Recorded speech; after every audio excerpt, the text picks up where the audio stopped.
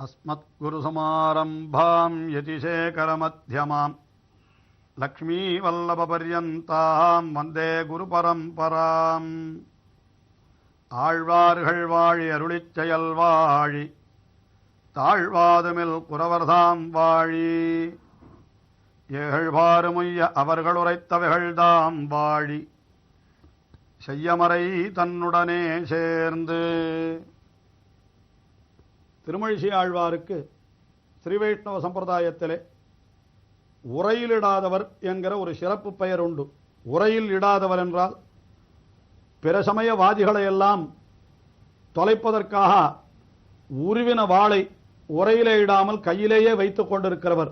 அதாவது பரசமயவாதிகளை எல்லாம் வெல்லுபவர் என்பது அவருக்கு உண்டான ஒரு தனிப்பெயர். அது உண்மையிலே உரையிலிடாதவர் என்று நாம் திருமங்கை ஆழ்வாரை சொல்லலாம். பல திவிதேசங்களிலே திருமங்கை ஆழ்வார் கையிலே கத்தியும் கையுமாக அவரை நாம் சேவிக்கிறோம். ஆனால் அவருக்கு கூட ஏற்படாத சிறப்பு பெயர் திருமழிசை ஆழ்வாருக்கு ஏற்பட்டிருக்கிறது. என்ன காரணம் என்னால், நாராயணனே பரம்பொருள், மற்ற யாருக்கும் அந்த பரம்பொருள் தன்மை கிடையாது என்பதை பல பல பாசுரங்களிலே வலியுறுத்தி சொன்னபடியினாலே இவருக்கு உரையிலிடாதவர் என்று ஒரு பெயர் வழங்கி வருகிறது. அப்படி அவர் நாராயணனுடைய பரத்வத்தை வலியுறுத்தி சொன்ன பாசுரங்கள் அவர்களைத்தான் நாம் இப்பொழுது அனுபவித்துக் கொண்டு வருகிறோம். நமக்கு அவர் உபதேசம் செய்கின்ற பொழுது என்ன உபதேசம் செய்கிறார் என்றால், அந்த ஸ்ரீமன் நாராயணன் ஒருவனே பரம்பொருள், அவனையே நீங்கள் பற்றுங்கள், அவனுடைய புகழையே காதார கேளுங்கள், அவனையே வாயாலே பாடுங்கள் என்றெல்லாம் தெரிவித்தவர்.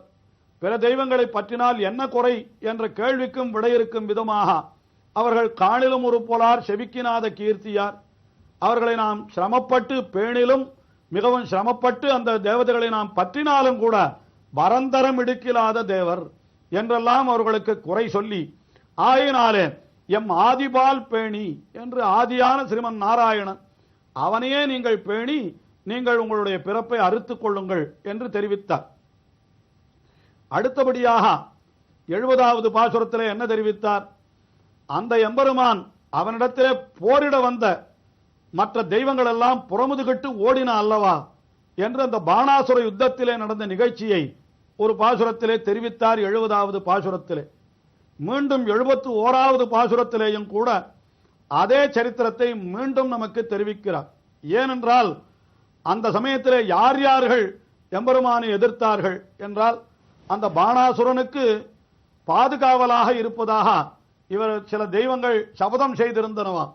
உனக்கு ஒரு குறையும் வராமல் நாங்கள் உன்னை காப்பாற்றுகிறோம், யார் உன்னை எதிரிட்டாலும் நீ போருக்கு வரவே வேண்டாம், நாங்களே அவர்களை அடித்து துரத்தி விடுகிறோம் என்று சில தெய்வங்கள் அவனுக்கு வாக்கு கொடுத்திருந்தனவா. அந்த தெய்வங்கள் யார் என்றால், அது ருத்ரன் தன்னுடைய குடும்பத்தோடு அவனுடைய பிள்ளையான தேவசேனாதிபதி சுப்பிரமணியன், இன்னும் அவனுக்கு கீழ்ப்பட்ட தேவதைகளான அக்னி, பிடாரி முதலான தேவதைகள், இவர்களெல்லாம் அந்த வாணாசுரனுக்கு காவலாக இருந்தார்களாம். ஆனால் கண்ணபிரான் அந்த வாணாசுரனோடு போரிட நேர்ந்த பொழுது, அதாவது கண்ணனுடைய பேரனான அனிருத்தன் அவனை கவர்ந்து கொண்டு வந்து விட்டாள் பாணாசுரனுடைய பெண். ஆயினாலே அனிருத்தனை மீட்டுச் செல்வதற்காக கண்ணன் வந்த பொழுது பாணாசுரன் அந்த கண்ணனோடு அவன் சம்பந்தியாகவே போயிருக்கலாம். எப்பொழுது இவனுடைய பெண் அனிருத்தனை மணந்து கொண்டு விட்டார்களோ அப்பொழுது அவன் என்ன செய்திருக்க வேண்டும்? அந்த கண்ணனோடு நீ எனக்கு சம்பந்தியாகி விட்டாய் என்று உறவு கொண்டாடி இருக்கலாம். ஆனால் அதை செய்யாமல் பாணாசுரன் என்ன செய்தான்? யுத்தத்திற்கு தலைப்பட்டான். உடனே இந்த தெய்வங்கள் எல்லாம் உன்னை நாங்கள் காப்பாற்றுகிறோம் என்று கண்ணனிடத்திலே யுத்தத்திற்கு வந்ததாம். ஆனால் என்ன நடந்ததுன்னா அதை பாசுரத்திலே தெரிவிக்கிறார் திருமழிசை ஆழ்வார். வண்டுலாவு கோதை மாதர் காரணத்தினால் வெகுண்டு இண்டவான நீரஞ்சூரு தோள்களை துணித்த நாள் உண்டனீரன் மக்கள் வெப்பு மோடியங்கி ஓடிடக் கண்டு நானிவானெனக்கிறங்கினான் எம்மாயனே. அந்த இடத்திலே என்ன நடந்தது என்று பாருங்கள்.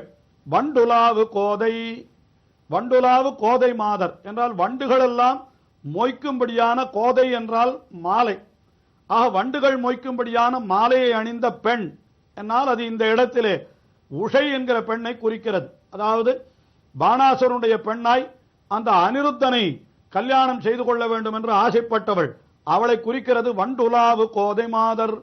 அவள் காரணத்தினால் வெகுண்டு என்னார். அவள் காரணமாக ஒரு பெரிய யுத்தம் நடந்தது. அந்த யுத்தத்திலே என்ன ஆயிற்று என்னால் கண்ணபிரான் இண்டவாணன் 200 தோள்களை துணித்தான். இண்டவாணன் நெருங்கி வந்த வாணன் யுத்தம் செய்வதற்காக அப்படி எதிரிட்டு வந்த பாணாசுரன் அவனுடைய 200 தோள்கள் என்றால் 200 1000 தோள்கள். அந்த 1000 தோள்களை துணித்தான். துணித்தான் 1000 தோள்களையும் துணிக்கவில்லையாம், 2 தோள்களை துணித்து விட்டு, அதாவது விட்டு வைத்து விட்டு மீதி 998 தோள்களை துணித்து விட்டானாம்.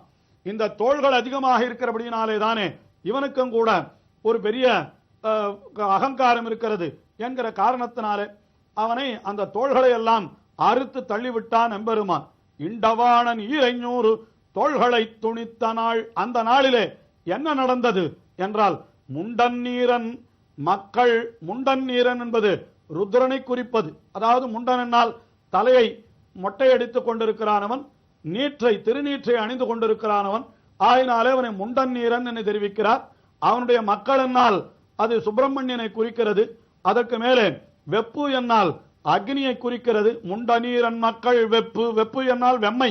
வெம்மைக்கு அதிபதியான அந்த அக்னி தேவன் அவனும் இந்த ருத்ரனுக்கு கீழ்ப்பட்டவனாய் இருக்கிறவன் தான். ஆகினாலே அதற்கு மேலே மோடி என்னால் அந்த காளியை குறிக்கின்றது. ஆஹா, இத்தனை தேவதைகள் எதிரிட்டு வந்தார்கள். ஆனால் அத்தனை தேவர்களும் என்ன செய்தார்கள் என்னால் கண்ணனோடு போருக்கு எதிர் நிற்க முடியாமல் புறமுதுகிட்டு ஓடினார்களாம். இதெல்லாம் புராணங்களிலே தெரிவிக்கப்பட்ட வரலாறு. அதைத்தான் ஆழ்வார் தெரிவிக்கிறார். அப்படி ஓடின உடனே அந்த சமயத்தில் கண்ணன் நாணி என்னால் வெட்கப்பட்டான் என்கிறார். ஏன் வெட்கப்பட வேண்டும் என்றால், ஐயோ, இப்படி புறமுதுகிட்டு ஓடுகின்ற இந்த முதுகு காட்டி பயல்களெல்லாம் நாம் யுத்தம் செய்ய வேண்டி இருக்கிறதே என்று வெட்கப்பட்டான் என்று வியாக்கியானத்திலே பெரியவாச்சான் பிள்ளை ஓர் அர்த்தம் காட்டுகிறார். ஆக இப்படி ஓடுகின்றவர்களோடு நமக்கு யுத்தம் செய்ய வேண்டிய நிலை ஏற்பட்டதே என்று இப்படி மோடி அங்கி ஓடிடக் கண்டு நாணி, அதற்கு வெட்கப்பட்டான் கண்ணன். அதற்கு பிறகு என்ன பண்ணினான்? இறங்கினான் வாணனுக்கு. வாணனிடத்திலே தன்னுடைய இரக்கத்தை காட்டினான். அதாவது ராவணனை அழித்தது போலவோ இரணியனை அழித்தது போலவோ இந்த பாணாசுரனையும் அழித்து விடவில்லை, அவனை விட்டு விட்டான்.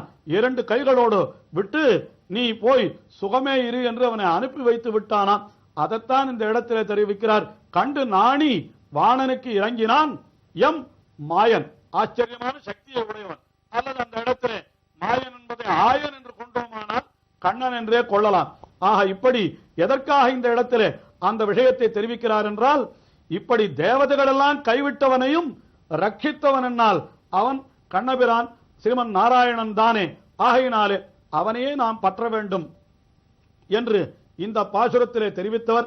மேலே அடுத்த பாசுரத்திலே என்ன தெரிவிக்கிறார் என்றால், அந்த எம்பெருமான் அவன் எப்படிப்பட்டவன் என்றால் பிரம்மாவையும் ருத்ரனையும் படைத்தவனே அவன்தான் என்ன அடுத்த பாசுரத்திலே அவனுடைய அந்த மேன்மையை தெரிவிக்கிறார். எல்லா தேவதைகளை காட்டிலும் இவன்தான் பரதேவதை என்பதை நமக்கு தெரிவிக்கும் வண்ணமாக அடுத்த 72வது பாசுரத்திலே தெரிவிக்கிறார்.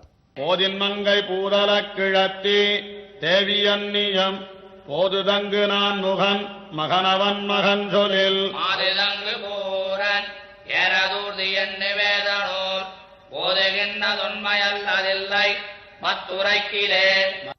பகவான் ஸ்ரீமன் நாராயணன் அவன் எப்படிப்பட்டவன் என்றால், அவனுக்கு 2 தேவிமார்கள், ஸ்ரீதேவி பூதேவி என்று 2 தேவிமார்களாம். அதை தெரிவிக்கிறார். போதில் மங்கை. போதில் மங்கை என்னால் தாமரை போது, தாமரை புட்பத்திலே அவதரித்தவளான பெரிய பிராட்டியார். அதற்கு மேலே பூதல கிழத்தி என்னால் அவள்தான் பூமி பிராட்டியார். இவர்கள் தேவி, இவர்கள்தான் எம்பெருமானுக்கு தேவிமார்கள். அன்றியும் அதோடு இல்லை, அதோடு விட்டானான்.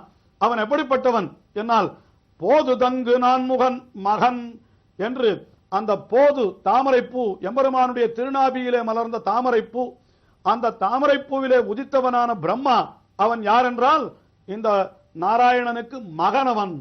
அதற்கு மேலே அந்த பிரம்மாதான் ருத்ரனை படைத்தான். நான்முகனை நாராயணன் படைத்தான்.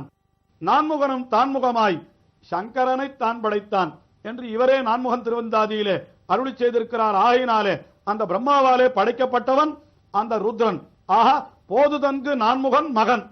அவன் மகன், அவனுடைய மகன், பிரம்மாவனுடைய மகன் யாரு என்றால் மாது தங்கு கூரன் என்று தன்னுடைய ஒரு பாகத்திலே மாது அந்த பார்வதியை உடையவன். அவன் ஏறது ஊர்தி, ஏறு என்கிற எருதை தனக்கு வாகனமாக உடையவன் என்று அவனை ருத்ரனை சொல்லி மாது தங்கு கூரன் ஏறது ஊர்தி என்று வேதநூல் ஓதுகின்றது. வேதநூல் என்ன தெரிவிக்கிறது? நாராயணாத் பிரம்மா ஜாயதே, நாராயணாத் ருத்ரோ ஜாயதே என்று நாராயணனிடத்திலிருந்து தான் இந்த தேவதைகள் எல்லாம் உண்டானார்கள் என்று வேதமே சொல்லுகின்றது. ஆகையினாலே இது வேதநூல் ஓதுகின்றது என்று தெரிவித்தார். மாது தங்கு கூரன் ஏறதூர்தி, அவன் யார் என்றால் பிரம்மாவனுடைய மகன். பிரம்மா யார் என்றால் பகவானுடைய மகன் என்று இப்படி வேதம் சொல்லுகிறது.